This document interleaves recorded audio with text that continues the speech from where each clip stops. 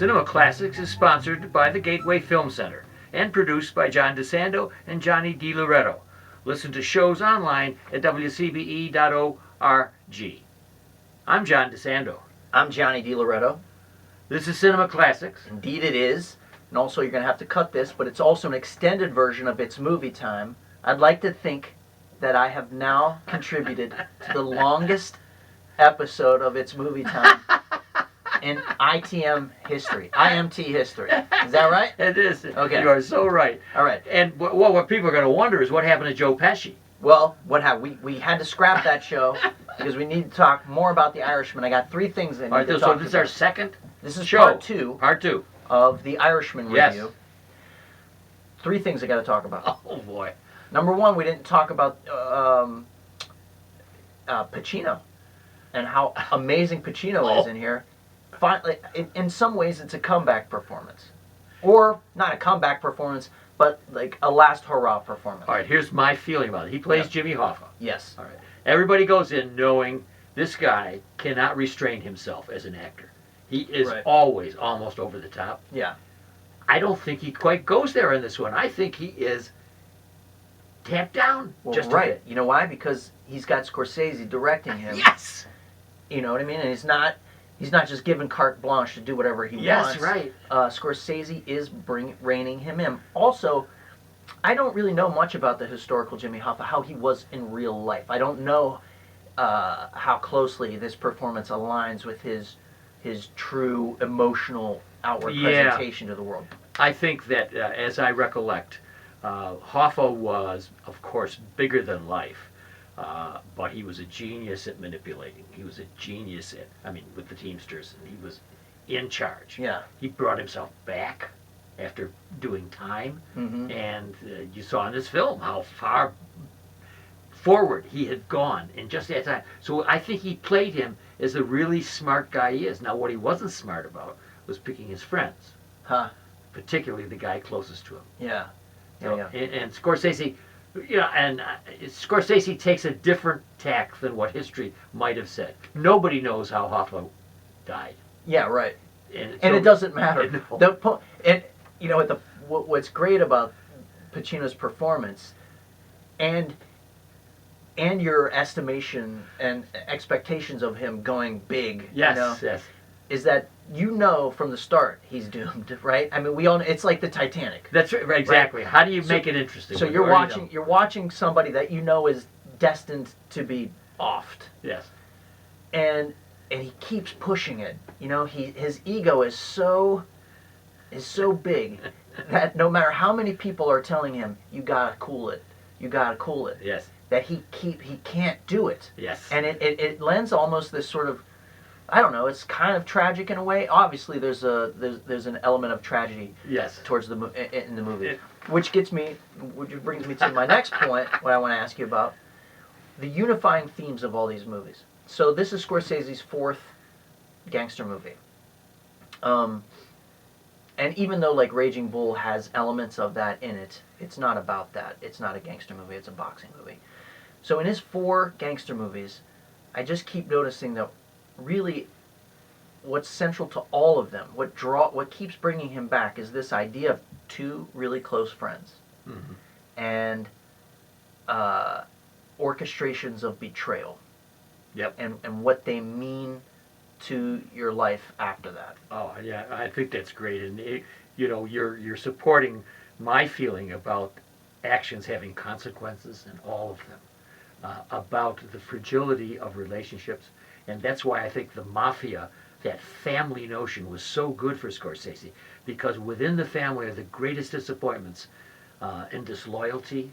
The greatest disappointments in what people do that you never expected, people who are very close to you, like family members and others. And I always think about the Thanksgiving table as the metaphor.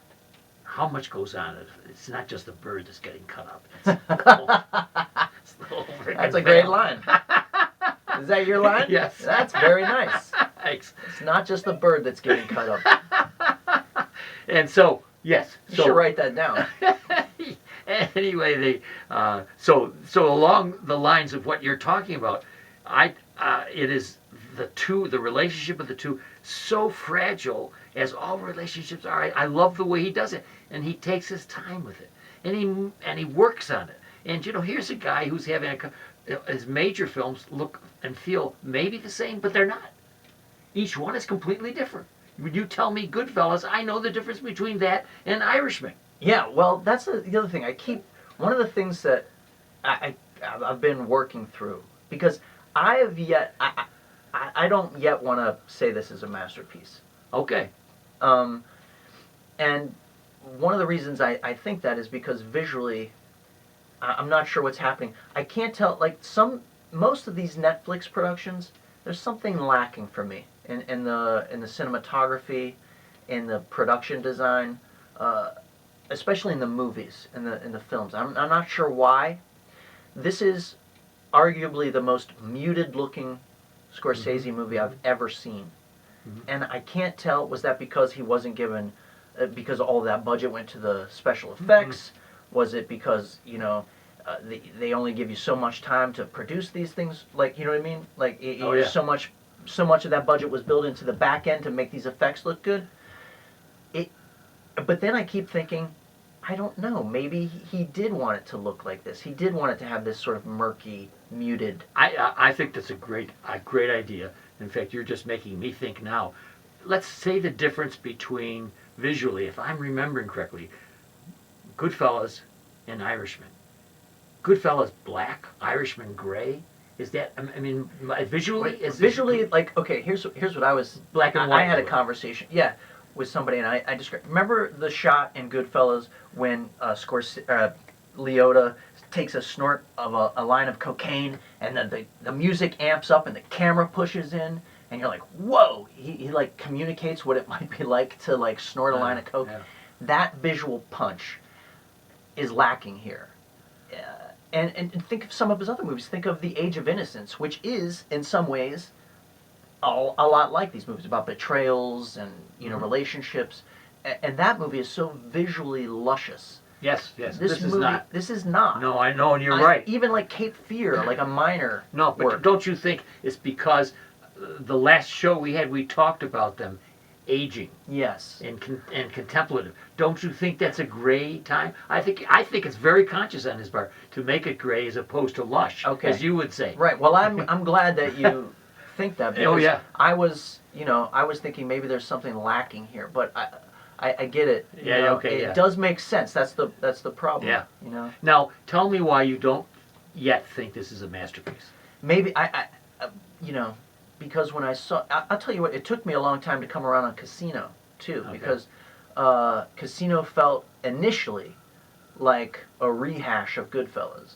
But that movie has only grown on me and others over the years. It's it is a great movie too. Not as great as Goodfellas.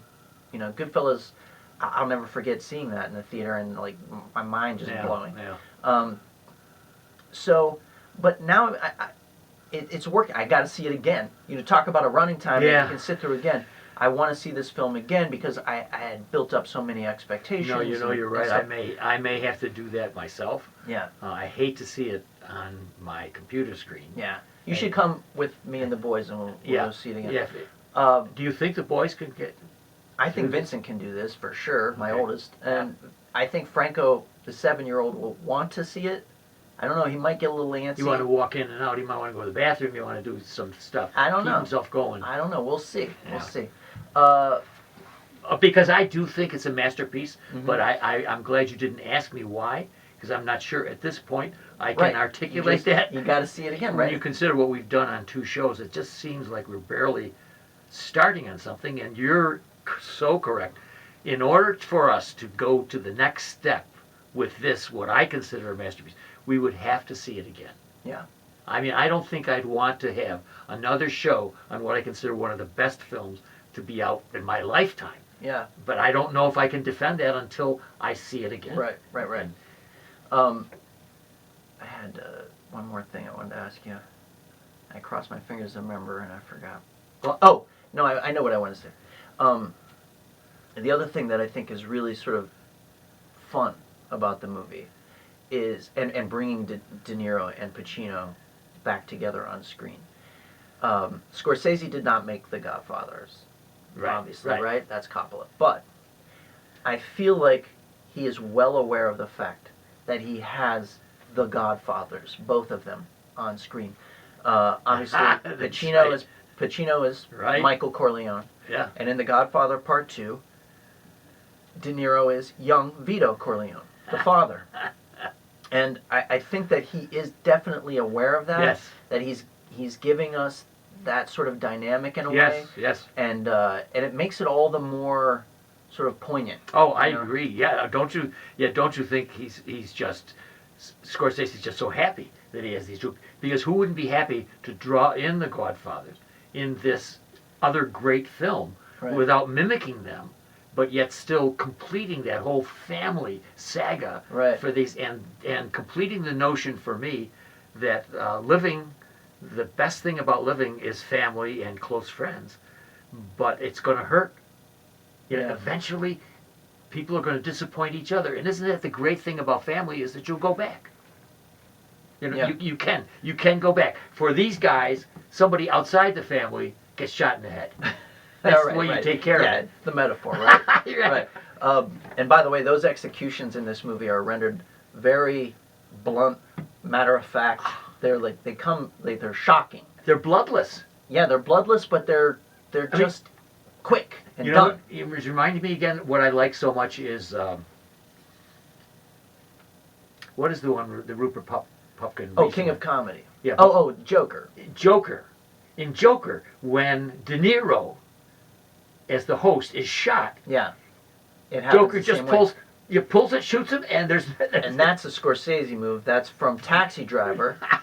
When Yes. Scorsese, or when De Niro shoots Harvey Keitel, and you see it, you witness it from across the street, and they're having a conversation, and all of a sudden it's just like he says, "Suck on this," boom, boom, boom, and Yeah. it happens very quickly, and the vantage point is very disturbing.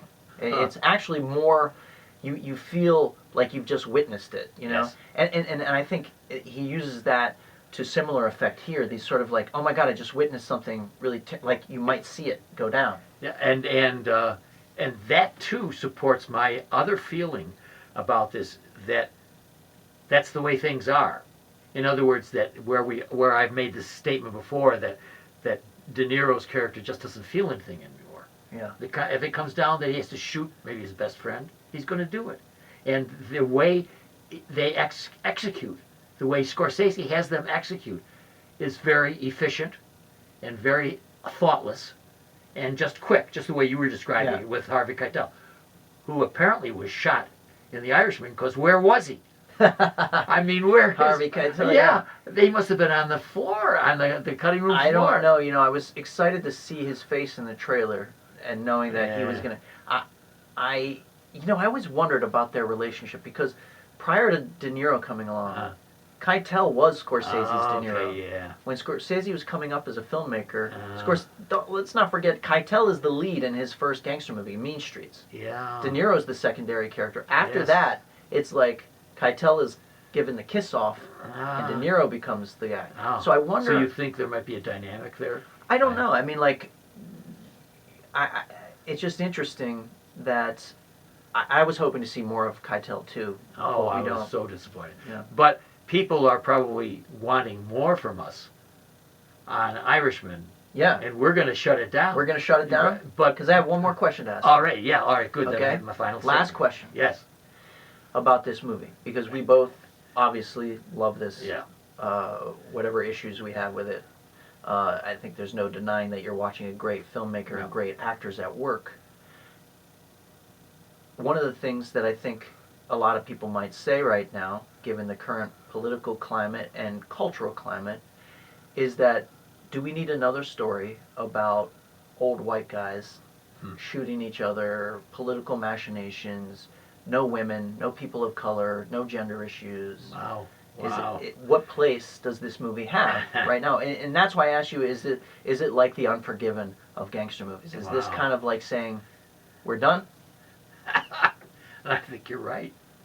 I think the answer is yes. This is what we have. I guess the film for me says this is what we have, and it's still white guys. It's still guys without conscience. Yeah. And in my argument, why it matters, why this movie still matters, is because human relationships still matter. Yeah. And it doesn't matter whether or not you're heterosexual or non-binary, Right. or you're black or Yeah. you're white or Yeah. whatever you are, that human relationships will always be treacherous places for the heart. And betrayals and loyalties matter to everyone, right? I think you're absolutely, I couldn't possibly beat that. You always have a great line in the end. All I can say is that if you think this is the end of it, you're wrong. Because if we go to see The Irishman again, we're back. Yeah, we're gonna back and do another one.